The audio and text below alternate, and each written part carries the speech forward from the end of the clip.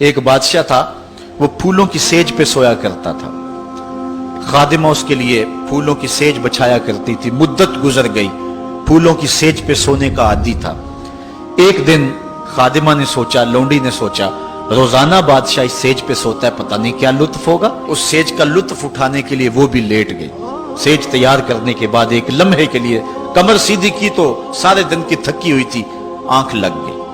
بادشاہ وقت پر اپنے اس خاص کمرے میں داخل ہوا تو ایک لونڈی کو پھولوں کی سیج پہ سویا ہوا دیکھا تو غیرت سے جل بن کے کباب ہو گیا۔ ایک لونڈی کی یہ اوقات کہ بادشاہ کی سیج پہ سوئے۔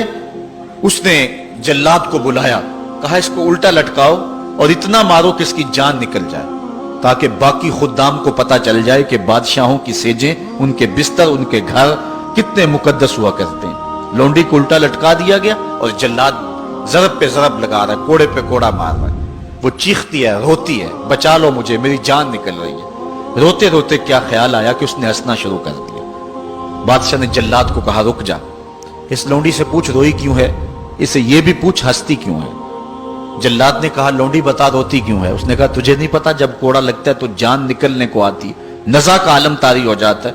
کہا یہ تو سمجھ ہے، لیکن ہنستی کیوں ہے؟ کہا ہنسی مجھے اس بات سے آئی ہے کہ چند لمحوں کے لیے سوئی ہوں، اتنی تکلیف کاٹ رہی ہوں، سوچا عمر بھر ہو گئی سوتے ہوئے، جس کو اس کا کیا بنے گا، جس کی زندگی بیت گئی اس سیج پہ سوتے ہوئے، اس کا کیا بنے گا۔ صاحبو، یہ دنیا پھولوں کی سیج نہ بنائیں، اس دنیا کو اللہ کی عبادت کے لیے گزاریں، ذکر فکر میں گزاریں، سحری کے وقت اٹھ کے مصلے پہ کھڑا ہو کے رونا سیکھیں، اللہ کے حضور آئیں، رزق کی تلاش میں رازق کو بھول نہ جائیں۔ تم سمجھتے ہو دکان بند کر کے چلے گئے تو شاید میری آج کی سیل کم ہوگی، سیل دینے والا، رزق دینے والا، رزق کے دروازے کھولنے والا وہ رب ہے۔ جاؤ اس کے حضور جاؤ اور جا کے اس سے مانگو۔ آج اس دنیا کے اندر آپ کہیں ملازمت کرتے ہیں، 8 گھنٹے کی ڈیوٹی دینا ہوتی ہے، ان 8 گھنٹوں کے اندر آپ کا مالک آپ کو بلائے، صرف 8 گھنٹوں میں ایک عارضی ملک آپ کے اوپر رکھتا ہے، تو آپ دوڑ کے جاتے ہیں کہ نہیں جاتے؟ آپ کے مہمان بھی آپ کے پاس بیٹھے ہوں اور آپ چائے بھی ان کو پلا رہے ہوں، لیکن باس بلا لے آپ کو اور وہ گھنٹی دے تو آپ بیل پہ سب کو چھوڑ کے بھاگتے ہیں کہ نہیں بھاگتے؟ مہمانوں سے بھی معذرت کرتے ہیں، مجھے باس نے بلایا، آپ دوڑتے جا رہے ہیں۔ یار، ایک دنیا کا باس بلائے تو مہمانوں کو چھوڑ کے، چائے کو چھوڑ کے، مرغن غذاؤں کو چھوڑ کے، سب کو چھوڑ کے بھاگ جاتے ہیں، اور رب کا نمائندہ پکارے حی علی الصلاۃ اور حی علی الفلاح، جو بندہ اس کے حضور نہ جائے کتنا بڑا بد نصیب ہے، کتنی بد نصیبیاں اس کا مقدر ہیں کہ جو اس کے حضور۔ لیکن یہ اللہ تعالیٰ جل شانہ کی رحمت کی عمومیت ہے۔ اگر آج 8 گھنٹے کے لیے آپ کہیں ڈیوٹی کرتے ہیں، وہ آپ کو آواز دے اور آپ نہ جائیں تو وہ آپ کی نوکری ختم کر دے گا، آپ کو سخت سرزنش اسی وقت کرے گا یا پھر آپ کو فارغ کر دے گا۔ لیکن اللہ تعالیٰ جل شانہ اس کی نافرمانی پہ نافرمانی کرتے رہیں، کبھی اس نے رزق کے دروازے بند نہیں کیے، بلکہ جو نہیں مانتے ان کو اور زیادہ دے رہا ہے، کیونکہ ان کا حصہ صرف دنیا پہ ہی ہے نا، آخرت میں تو حصہ ہی کوئی نہیں ہے۔